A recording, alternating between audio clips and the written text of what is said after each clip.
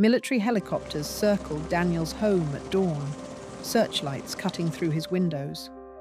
Just yesterday, his modified water purifier had detected something impossible flowing from his tap. What was about to happen next? He couldn't begin to imagine.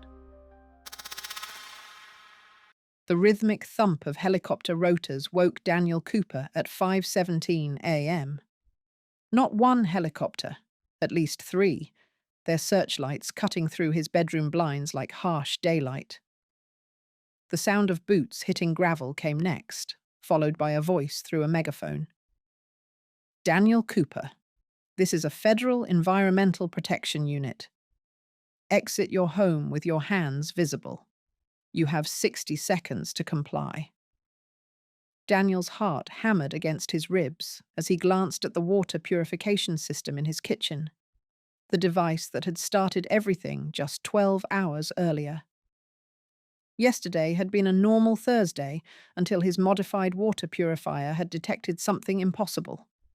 Now military helicopters were circling his modest suburban home, and he had less than a minute to decide what to do with the evidence.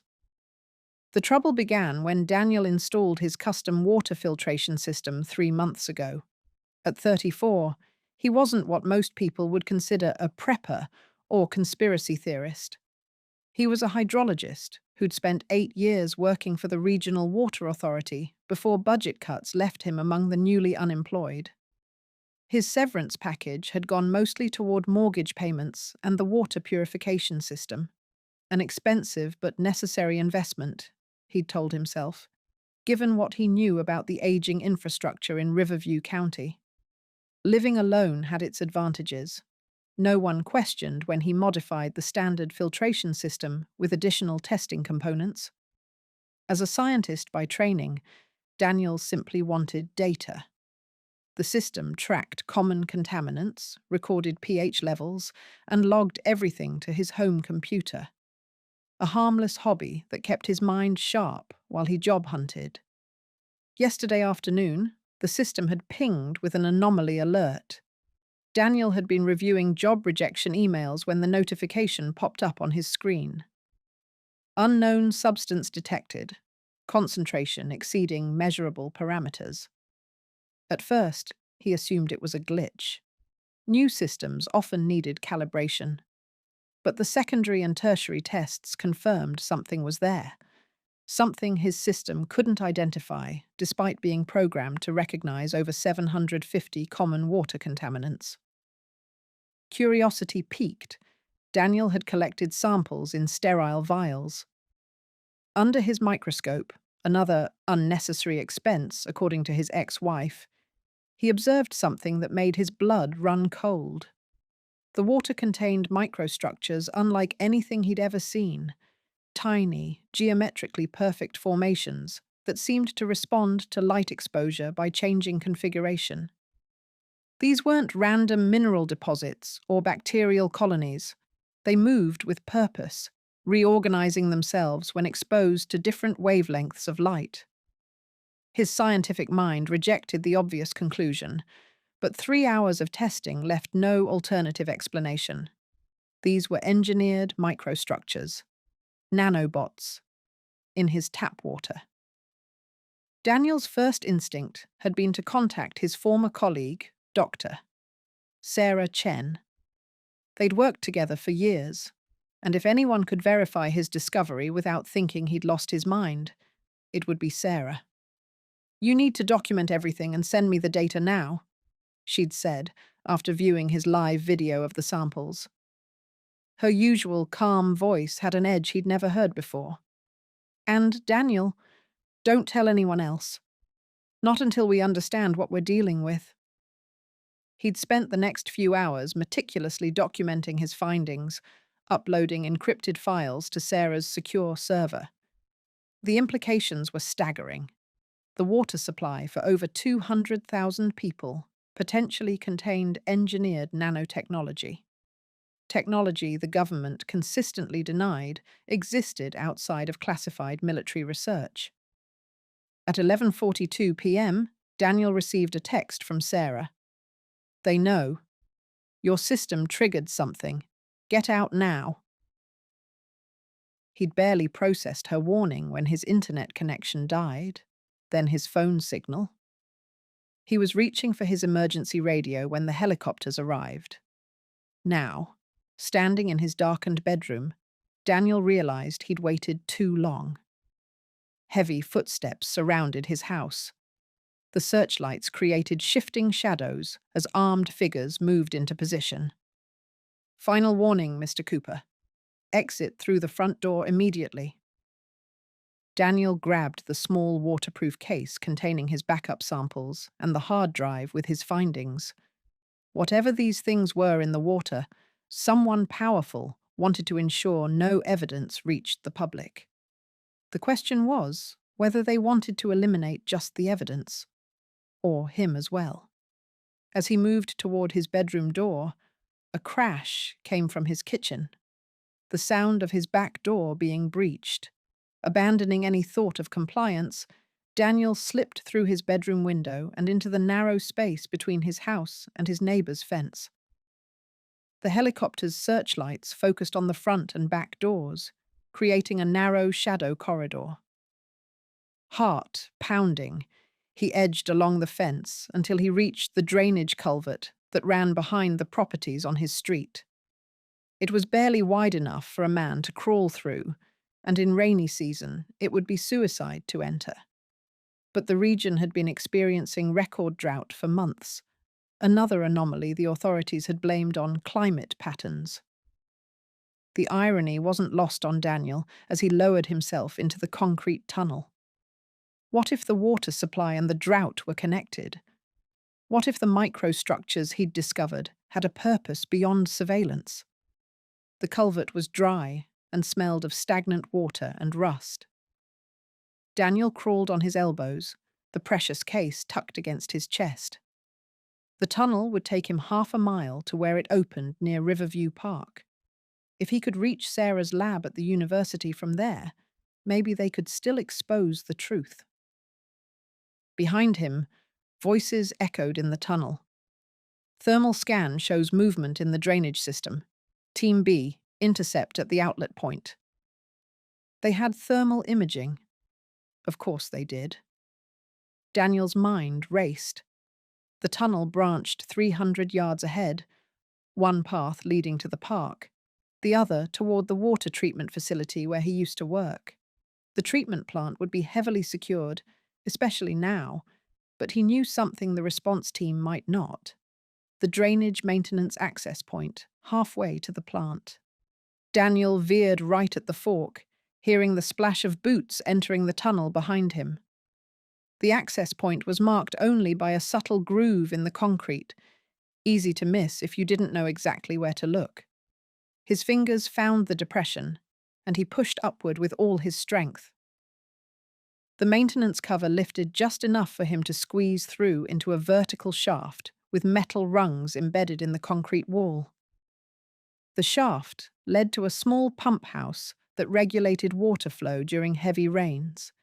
It would be locked from the outside, but the ventilation grate could be removed from within. Daniel climbed in near darkness, every muscle tense with the effort of moving silently. Through the walls of the pump house, he heard the rumble of vehicles and the continued beating of helicopter rotors. They were forming a perimeter, seeking to contain him. Whatever he'd discovered in his water, it warranted a military-grade response team. The realization only confirmed his fears. This was bigger than simple surveillance. The pump house ventilation grate yielded to his desperate pushing, and Daniel emerged into the pre-dawn gloom behind a cluster of municipal garbage bins.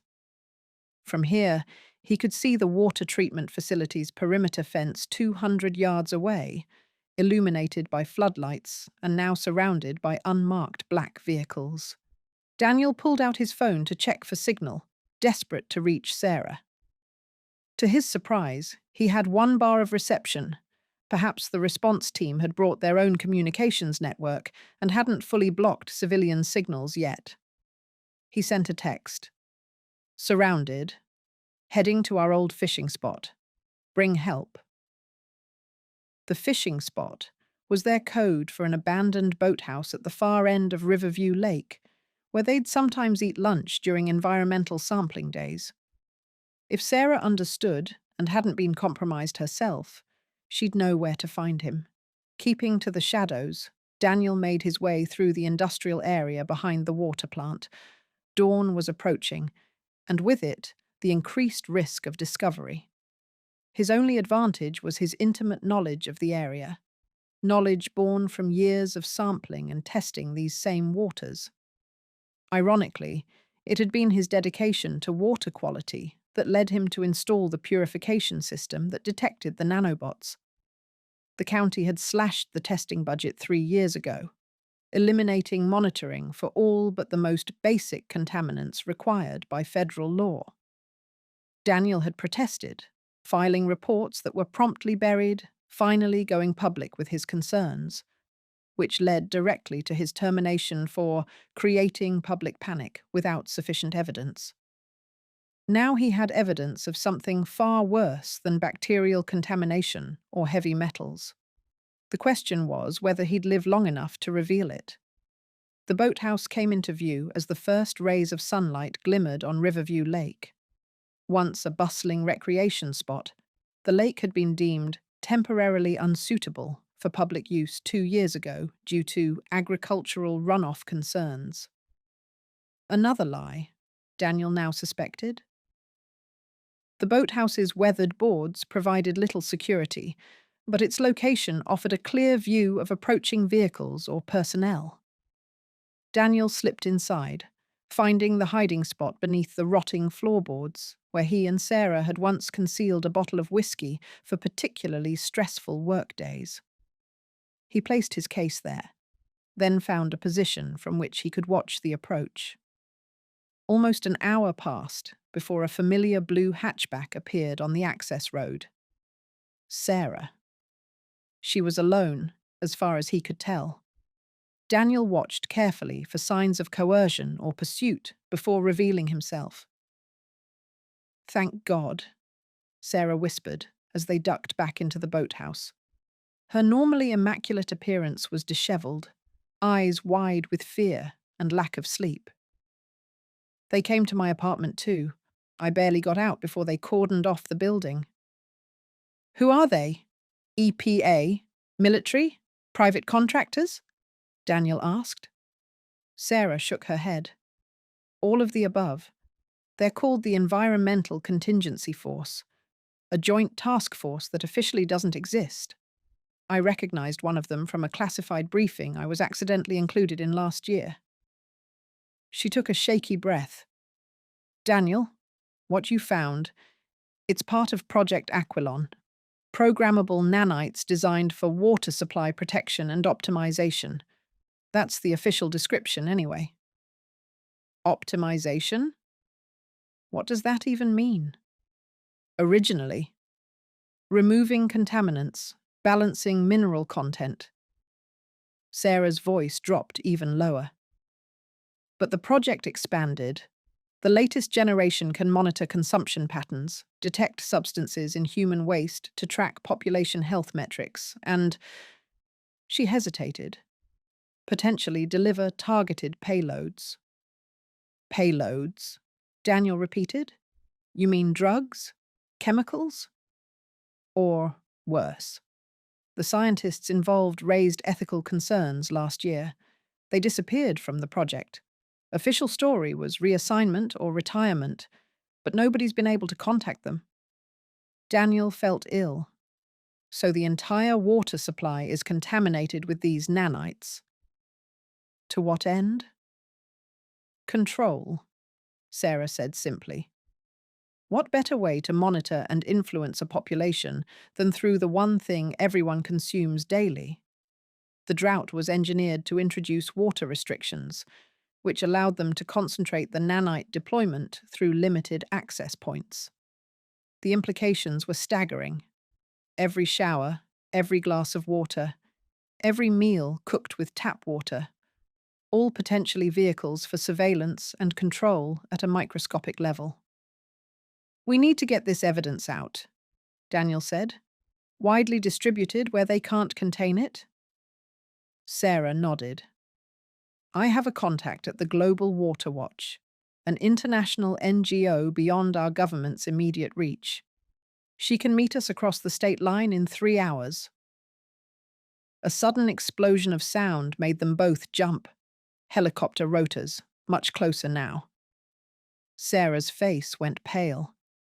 They must have tracked my car. Daniel grabbed the case from its hiding place. There's a maintenance path through the woods. If we can reach the highway. The boathouse door splintered inward before he could finish. Figures in tactical gear poured through the opening, weapons raised. Daniel barely had time to register the insignia on their uniforms. Not military or police, but a blue emblem showing a stylized water droplet encircled by arrows. Daniel Cooper and Dr. Sarah Chen, you are in possession of classified materials related to national security, announced a commander stepping through the broken door.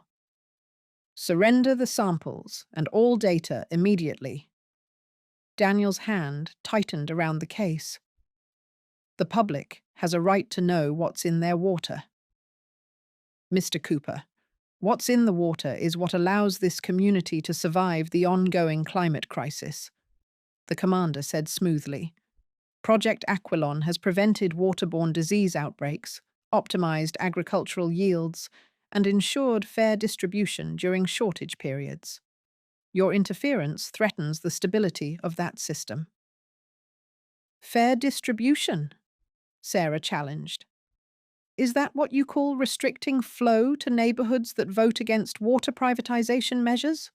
Or increasing nanite concentration in areas showing resistance to new optimization policies? The commander's face hardened. Dr. Chen, you're aware of the national security implications. Stand down now, and you'll both be offered research positions within the program. Continue this course, and you'll be designated as domestic terrorists. Daniel looked at Sarah, saw the same determination in her eyes that he felt. The samples in his hand were perhaps the only evidence of a massive, unauthorized program to control the most basic human necessity. Whatever happened to them, the truth needed to reach the public. In one fluid motion, Sarah reached into her pocket and flung something toward the door, a small flash device from their old field kit. The momentary blindness it caused gave them just enough time to dive through the boathouse's rotted back wall. They ran for the trees as shouts and shots rang out behind them. The path was overgrown, barely visible in the strengthening daylight. Above them, helicopter rotors beat the air as searchlights swept the forest canopy. Even if we don't make it, Daniel gasped as they ran. People need to know they're being controlled through something as fundamental as water. They will, Sarah promised, her voice determined despite her fear. The evidence is already uploading from multiple secure locations. They reached a ridge overlooking the valley, the water treatment plant visible in the distance, surrounded by response vehicles. Beyond it lay the town where thousands of people showered, drank, and cooked with water that carried microscopic machines designed to monitor and control them. Daniel realized that his discovery had uncovered just the tip of a massive system, one that likely extended far beyond Riverview County. How many other communities had their water supplies optimized without their knowledge or consent? The helicopters were closing in, the response team converging on their location. Their options were narrowing by the second. Ready? Sarah asked, clutching the backup drive with their findings. Daniel nodded, gripping the case of samples. They might be caught, but the evidence would continue its journey to people who could expose the truth. The battle for control of the most essential resource, water, had been happening silently, at a microscopic level, without public knowledge or consent. Until now. As the helicopters closed in overhead and the shouts of the tactical team grew closer, Daniel and Sarah split up, running in different directions to maximize the chances of at least one of them reaching safety with their evidence. The truth about what flowed from every tap in America would not remain hidden much longer. The story ends, but the system continues. This channel survives because of you. Like, subscribe, and share. The next transmission awaits on screen.